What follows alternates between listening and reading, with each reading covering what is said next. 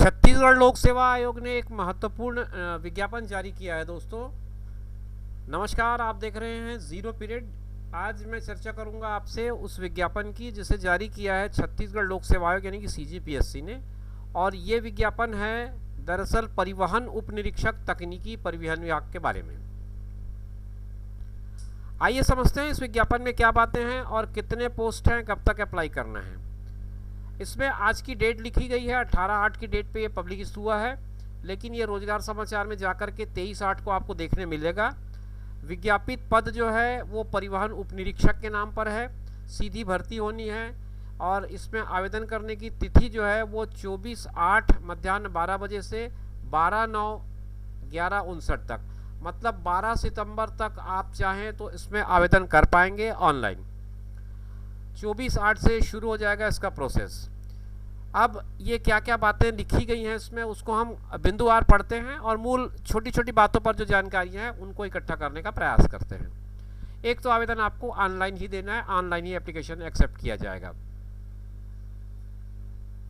आपको स्वयं को ये तय करना है कि पात्रता की शर्तें आप पूरी करते हैं या नहीं करते, क्योंकि आपने एक बार फॉर्म भर दिया तो आपका अगर एडमिट कार्ड आ जाता है तो आप ये ना समझें कि आप किसके लिए एलिजिबल हैं, ये आपको तय करना पड़ेगा।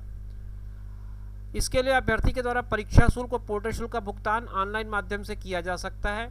किसी बैंक के ड्राफ्ट अथवा चेक स्वीकार नहीं किए जाएंगे। तो फीस पेमेंट जो है वो 2 तरीके से होंगे, ऑनलाइन माध्यम में पोर्टल शुल्क आपको पे करना है।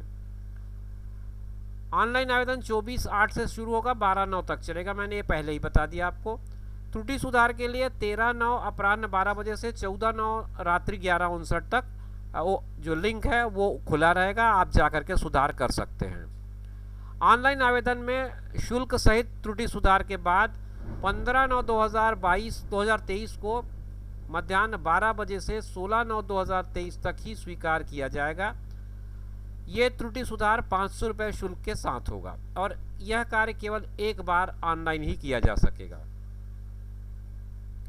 तो ये मोटी मोटी बातें आपको मैंने बता दी। अब परिवहन उप निरीक्षक के जो तकनीकी पद हैं उनकी संख्या हम देख लेते हैं।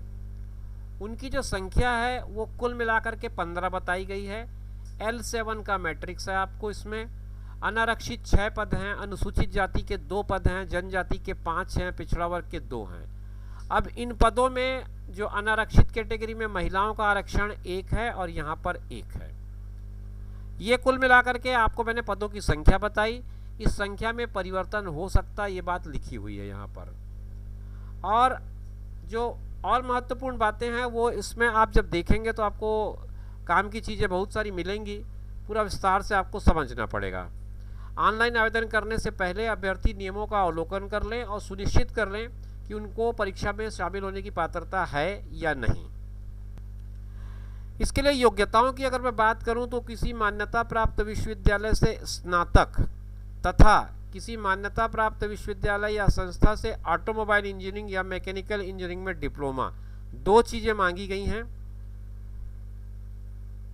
इसमें किसी मान्यता प्राप्त विश्वविद्यालय से ऑटोमोबाइल इंजीनियरिंग या मैकेनिकल इंजीनियरिंग में स्नातक अभ्यर्थी भी पात्र होंगे।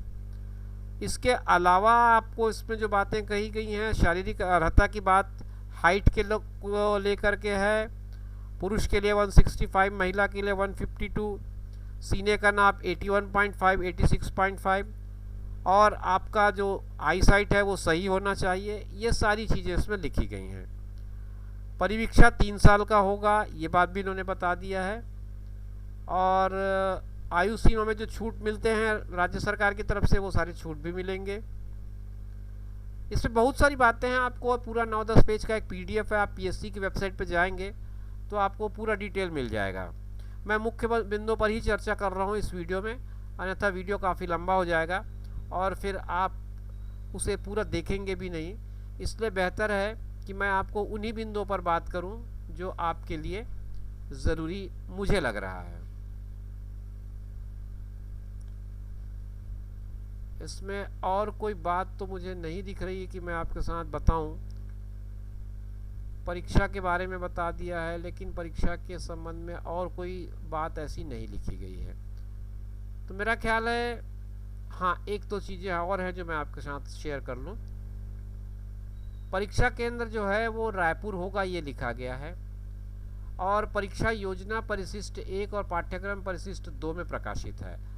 ये चीज़ मैं देखना चाह रहा था दरअसल। तो परीक्षा का जो पूरा प्लानिंग है उसके लिए एक एनेक्सर है 1 और एनेक्सर 2, इसमें पूरा डिटेल सिलेबस आपको मिल जाएगा। आप वहाँ से जा करके डाउनलोड कर लें और डाउनलोड करके आप उसको समझ लें।